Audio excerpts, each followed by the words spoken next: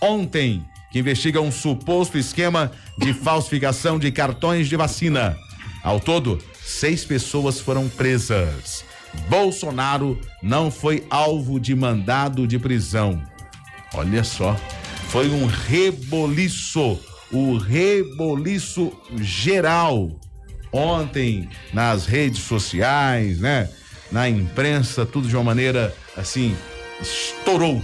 Explodiu isso, e nessa edição do Jornal Realidade, todos os detalhes para você que está acompanhando a gente. Eu já começo perguntando o professor Seifas Moraes, como foi? É igual o 11 de setembro, né? Você lembra? Em 11 de setembro, quando você recebeu a notícia? E ontem, quando você recebeu a notícia dessa operação envolvendo o Bolsonaro, o que você estava fazendo? Como é que foi a sua reação? Elias, ontem eu estava trabalhando, né? Porque eu trabalho muito cedo, eu chego no escritório às 7 horas da manhã. Então, quando vazou a operação, eu já estava trabalhando, vi nos jornais. Eu ainda fico muito preocupado, porque desde a Lava Jato, a gente espetaculariza muito, né, as operações policiais. Não foi só a esquerda que sofreu isso, o Bolsonaro está pagando o preço da contravolta desse assunto, infelizmente.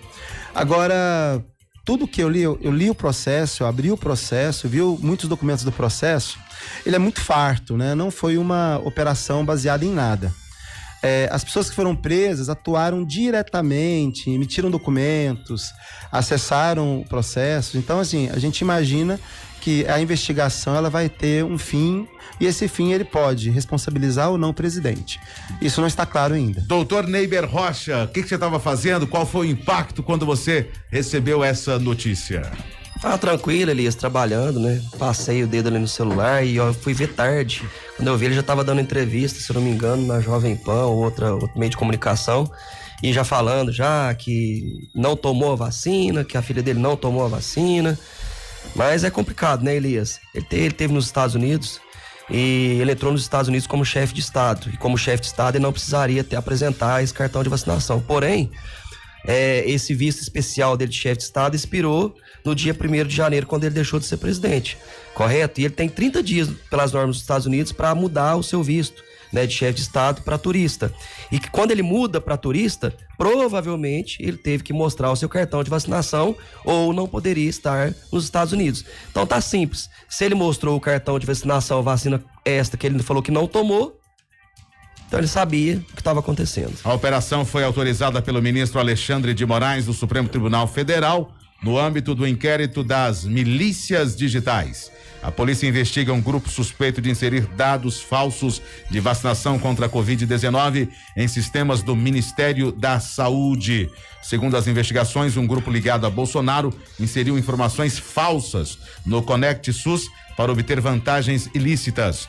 O objetivo do esquema era obter certificados de vacinação contra a Covid-19. A Polícia Federal identificou que as informações falsas foram colocadas nos sistemas do Ministério da Saúde poucos dias antes de Bolsonaro viajar para os Estados Unidos, em dezembro de 2022. Os Estados Unidos exigem comprovação, né, de vacinação, o comprovante de vacinação contra a Covid-19 para que estrangeiros entrem no país. De acordo com o inquérito, foram forjados dados de vacinação de pelo menos 7 pessoas. O ex-presidente Jair Bolsonaro, a filha de 12 anos de Bolsonaro, Mauro Cid, ex-ajudante de ordens de Bolsonaro, a mulher e as 3 filhas de Mauro Cid. A PF cumpriu 6 mandados de prisão e outros 16 mandados de busca e apreensão em Brasília e no Rio de Janeiro. Bolsonaro foi alvo de um mandado de busca e apreensão e teve o celular apreendido.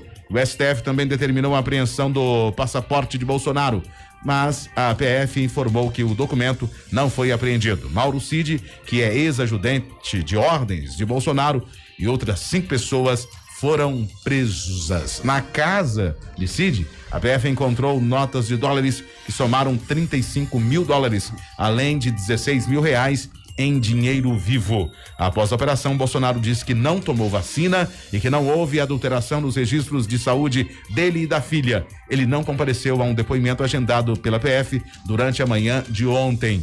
A defesa de Mauro Cid afirmou que vai se manifestar quando tiver acesso aos autos do processo, doutor Neiber.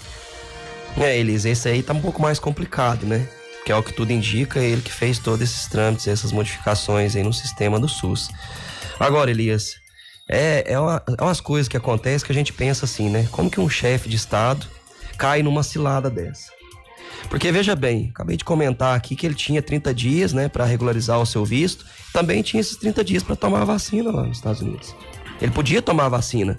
Eu não quero dar a vacina na minha filha, manda ela embora pro Brasil. Simples assim. A esposa dele tomou a vacina nos Estados Unidos, se eu não me engano. Então não tem necessidade disso. Então é arrumar pra cabeça. Ele sabe que os holofotes estavam todos em cima dele. Ele sabia que quando ele deixasse a presidência da República, iriam vir com força total pra cima dele. Aí vai dar uma bobeira dessa, uma besteira dessa. Tem que cair, Elias. Se fez coisa errada, tem que pagar pelo crime que cometeu. Agora, foi ele que fez? Não. Mas se ele apresentou esse documento falso lá nos Estados Unidos para poder permanecer os 3 meses que ele permaneceu lá, ele sabia. Se ele não tomou a vacina e tinha o documento, ele sabe que alguma coisa de errado foi feita. Então, se ele apresentou nos Estados Unidos, é simples. Se os Estados Unidos, na imigração, tem esse documento que foi apresentado por ele, lá quando ele for mudar o visto dele para turista, acabou, não tem mais o que falar. Ele pode falar que não tomou, ele vai falar o quê? Que o Cid foi lá apresentar o cartão de vacinação dele? Não dá para falar isso, né?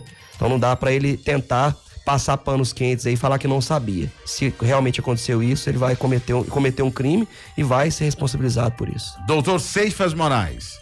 Elias, o Neiber, ele expressou claramente qual que é a nossa impressão de cidadão, né? Os nossos governantes, eles gastam muito da credibilidade deles com coisas que são irrelevantes. Nós estamos aqui discutindo uma situação que é grave, é séria, falsificação de documentos, formação de quadrilha, porque várias pessoas foram envolvidas nesse processo. Mas o pior é imaginar que alguém, na altura de um presidente da República, permita em volta dele isso acontecer. Nós lembramos que já tivemos presidentes que não sabiam de nada, né? Eu não sabia, eu fiquei sabendo. E começar a viver isso de novo é muito triste, né? Alguém falar, eu não sabia, não sou responsável, não fui eu que fiz, de pessoas tão próximas do poder. Eu espero que o poder, que tem uma habilidade gigante de amplificar a corrupção dos brasileiros, que em algum momento nós, como cidadãos, deixemos de ser torcedores e começamos a ser cidadãos que cobram dos seus governantes. Precisamos mudar o patamar moral do nosso governo e dos nossos representantes. Vamos ao YouTube, chat no YouTube. Ednaite mandando mensagem, mandando bom dia para todos aqui, falou que ama o jornal, ok? Tá pedindo um abraço aqui pra neta Natasha, que faz aniversário hoje. Natasha, parabéns, muitos anos de vida, que o Senhor te abençoe. Renê Calil, mandando bom dia Elias, valeu Renê. Renato Terra também mandando sua mensagem, pode mandar pra cá. É o chat no YouTube. Vou dar um pulo agora no nosso WhatsApp, 9999722005, o que os ouvintes estão comentando já no início desta manhã. O Alexandro tá ligado com a gente? Valeu, obrigado pela audiência. Tá acompanhando aqui o JR. Azarias está dizendo, bom dia, tantas coisas para investigar e esse povo atrás de picuinha e perseguição. Vamos embora pra frente. E largar o passado para trás. É o Azarias mandando sua mensagem. Valeu, Azarias, sempre acompanhando a gente. Valeu, Alexandro tá ligado aqui no Jornal Realidade, dizendo bom dia. Falando assim, ó, justiça liberando bens de bandidos e a Polícia Federal sendo fiscal de Zé Gotinha. Cria-se um pseudo-escândalo para disfarçar as sujeiras dos bandidos que estão no poder. O Alexandre Freitas mandando aqui a sua mensagem através do nosso WhatsApp 9999722005. Sinomar tá dizendo bom dia, Elias Júnior. Valeu, Sinomar, bom dia para você. Ulisses Dionísio também mandando bom dia, dizendo quintou, glória a Deus. Alguns ouvintes entrando aí no assunto da operação da Polícia Federal envolvendo Bolsonaro, outros não estão falando sobre o assunto. Temos aqui a participação do Wallace de Jesus, falou, estamos caminhando para uma ditadura a passos largos, é o que diz o Wallace de Jesus aqui no nosso WhatsApp 9999722005. Michael também acaba de mandar mensagem dizendo bom dia, Elias Júnior, o Brasil está uma vergonha mundial. 9999722005, mande para cá a sua mensagem. Temos aqui também a mensagem em tempo real do Cristiano Gomes, mandando bom dia para todos, dizendo melhor jornal do rádio brasileiro, dia abençoado, valeu Cristiano, obrigado pela audiência muito especial. Também temos mais mensagens aqui, ó, bom dia Elias, toda a bancada, dia abençoado, quintou, né? Valeu. Quintou com o pé na sexta-feira. Já tá de olho no sextou, né? Nosso ouvinte aqui pelo WhatsApp, pessoal aí do Pastel na Vila. Valeu, obrigado pela audiência. A audiência que cresce a cada dia é o nosso JR. Pessoal também pedindo abraço aqui. Valeu, tá certo, tudo de bom. Elias, manda abraço pro meu esposo José Soares. Ele ama você e sua frase. Faz aniversário de hoje de 55 anos. Davideira Aparecida, obrigada. Quem tá mandando aqui esse feliz aniversário é a Estela Soares. Valeu, Estela. Obrigado pela audiência. Valeu, ele gosta, né? Eu não tô aqui para passar manteiga no bigode do gato, é isso que ele gosta. Então, eu faço de uma maneira muito especial, já que é aniversariante de hoje, José Soares. Não passe manteiga no bigode do gato, viu, José Soares? Parabéns, Deus abençoe e muitos anos de vida. Vamos lá, temos mais uma análise aqui, ouvinte mandando mensagem. O César de Melo tá dizendo: bom dia, Elias. Isso é somente uma cortina de fumaça para esconder o que aconteceu dia 8 de janeiro. Professor Ceifas Moraes, você faz esse tipo também de análise? Pode ser uma cortina de fumaça? Elias, eu acredito na Polícia Federal desde sempre. Sobretudo a partir do Márcio Tomás Bastos, quando ela de fato teve autonomia funcional. Quando cada superintendente da Polícia Federal passou a ter poder sobre seu orçamento de trabalho. Até aquele momento, a gente tinha muita situação em que o delegado da Polícia Federal, ele tinha autonomia de investigar, mas ele tinha que perguntar para tanta gente, para ter autorização a dinheiro para fazer a operação, que quando chegava na operação, não tinha surpresa mais. Então, desde que a Polícia voltou a ter autonomia, isso já tem quase 15 anos, nós vemos a Polícia Federal atuando contra governos parceiros no momento e ex-governos. A gente sabe que o judiciário é muito susceptível a liberar os processos quando o indivíduo sai do poder. Lula é um exemplo disso. Ele foi preso quase 5 anos depois de sair do poder. Exatamente por isso, porque o judiciário, ele tem muitos dedos na hora de dar ordens contra pessoas que estão no poder. Nós sabíamos disso há 4 meses atrás, antes da mudança de governo, e sabemos hoje mais claramente. Agora, 2 sujos, Elias, não fazem um limpo. Não é porque alguém cometeu um erro que o outro pode cometer um erro. 2 pessoas que cometem erros e crimes têm que ser pautadas e julgadas da mesma forma. Um sujo não vai limpar o outro sujo. Essa é a minha ideia. A Polícia Federal, ela faz o trabalho dela, acerta, erra, como qualquer órgão. O que nós não podemos duvidar é dessa integridade. A Polícia Federal, ela é controlada internamente, externamente, tem Ministério Público, muita gente olhando. Eu espero que a polícia tenha sido diligente no processo e seja mais diligente ainda na hora de entregar o resultado final desse processo. Só fazer o carnaval e entregar a prova para o processo, nós já vimos o que dá impunidade. Doutor Neiber, ouvintes falando sobre cortina de fumaça em relação a 8 de janeiro, nós temos aqui também a Suzana falando: olha, isso é um disfarce para tirar o foco do desgoverno atual. Como é que é a sua análise? Cortina de fumaça para 8 de janeiro, também disfarçar o foco do desgoverno atual, segundo a nossa ouvinte. Como é que você analisa? Uma coisa não tem nada a ver com a outra, né, Elias? Eu acho que desviar o foco do 8 de janeiro são as outras CPIs que foram formadas lá. E isso sim foi para desviar um pouco o foco, para distribuir ali alguns cargos nas comissões parlamentares de inquérito. Aí sim pode ser para tirar o foco. Agora, Elias, ninguém está acima da lei no Brasil. Nós, todos brasileiros, temos que cumprir leis e regras. E se foi descumprido uma lei, uma regra, cometer um crime, ele vai ser investigado pela Polícia Federal. E a Polícia Federal vai entregar esse inquérito ali para virar um processo, a pessoa vai virar réu ali, vai ser julgada, se culpada, condenada. Então não é porque entregou um helicóptero para um traficante que é cortina de fumaça, questão do cartão de vacinação. Pode parecer um delito pequeno, mas é muito sério isso. Porque um presidente que falou várias vezes na mídia, para todo mundo ouvir, para os 4 cantos do mundo, que não tomou vacina, que não ia tomar a vacina, que não confiava na vacina, e depois, de repente, ele aparece com um cartão de vacinação forjado, isso não pode ser tratado como normal. Então eu não acho que tem perseguição nesse ponto, eu não acho que é para cortina de fumaça, não. Eu acho muito pelo contrário, eu acho que está muito fácil de provar se ele realmente falsificou esses dados ou não, né? Já disse aqui anteriormente. E tem que ser investigado, não está acima da lei de ninguém. Ele tinha ali o foro privilegiado contra a presidente, agora ele está sendo julgado como qualquer outro cidadão brasileiro que cometer crimes. E só para deixar claro, Elias, a investigação tá no Supremo, esse caso está no Supremo, lá na mão do Alexandre de Moraes, porque tem um deputado federal envolvido. Olha que coisa estranha, se não tivesse um deputado federal envolvido, o Alexandre teria que ter remetido esse caso à primeira instância. Mas como tinha um deputado envolvido, ele caiu na mão dele para investigar.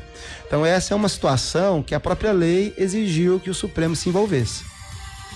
JR Vinha FM 91,9, 7 horas e 25 minutos agora, muitas mensagens chegando aqui pelo nosso WhatsApp, 999972005.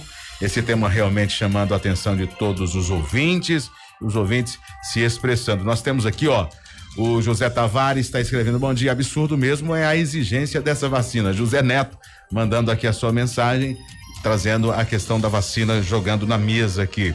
Temos também mais uma mensagem, Sérgio Lima tá falando: bom dia, Elias Júnior, Bolsonaro e Lula, tudo farinha do mesmo saco. É o que diz aqui o nosso ouvinte através do WhatsApp. Olha só, Aldeni Manzan tá mandando mensagem para cá, tá falando o seguinte: tudo isso mostra o quanto a classe política é incapacitada para o ofício. Esse governo não vai dormir até colocar Bolsonaro na cadeia. Mas é muito barracão o que faz. Tá falando aqui a participação de Aldeni Manzan. Primeiro, Elias, que o ouvinte falou aí da obrigatoriedade da vacina. A vacina não foi obrigatória, ninguém foi obrigado a tomar essa vacina no Brasil. Porém, quando você vai para um país estrangeiro, o país tem suas leis, tem suas regras. Se você não quer cumprir as regras, não viaje para o país. Nos Estados Unidos obrigava, né, a vacinação, obriga até agora o mês de maio, né, a vacinação de adultos e crianças. Se você não quer se vacinar, é só não viajar. Né? No Brasil ninguém foi obrigado, ninguém pegou no seu braço, te segurou, como aconteceu na China, né? Pessoal lá com contenção coercitiva ali, segurando a pessoa para poder tomar a vacina. No Brasil não aconteceu isso. Tem muita gente que não se vacinou, não quis se vacinar. É respeitado esse direito, mas viajou para fora do Brasil, tem que respeitar as regras do país onde você está indo e não a regra brasileira. Doutor Ceifas Moraes, em relação ao celular do Bolsonaro que foi apreendido, será que pode ter alguma coisa que ele falou ali, que ele possa ter colocado claramente, que possa gerar um outro ponto, alguma situação que possa desdobrar em uma situação pior para o ex-presidente Bolsonaro? Ontem, Elias, quando o celular foi recolhido, nós não sabemos se é o celular usual dele, porque é o que ele estava na mão, não tinha senha, etc, né? A gente não tem como saber disso. Agora, a apreensão do celular do Bolsonaro, eu achei a medida exagerada, sobretudo pelo que estava sendo investigado. Essa apreensão que foi pedida pela Polícia Federal, eu li no inquérito lá, a Polícia Federal pediu a apreensão do celular para verificar se nas datas em que foi emitido os certificados, se o Bolsonaro foi comunicado disso. Então, assim, eu até entendo a intenção da Polícia Federal, mas eu achei abusiva a retenção do celular dele por esse motivo, lendo o processo. Pode ser que a Polícia Federal tenha informações que não estão no inquérito, que podem embasar isso, mas no momento, pelo que eu li no inquérito, não teria motivo para essa apreensão. Nem do celular, nem do passaporte, né? Eles estão pedindo também a apreensão do passaporte. Eu acho que não é para tanto, né? Eu acho que a pessoa ela tem o direito de se defender, depois de julgada e condenada, que tome as medidas cabíveis aí para manter a pessoa dentro do país, né? Para cumprir a sua pena. Acho que foi um pouco exagerado, mas é aquele negócio, né? Ele falou que o celular dele não tem senha, pode olhar tudo. E o Bolsonaro, ele saiu do governo já tem mais de 4 meses, né?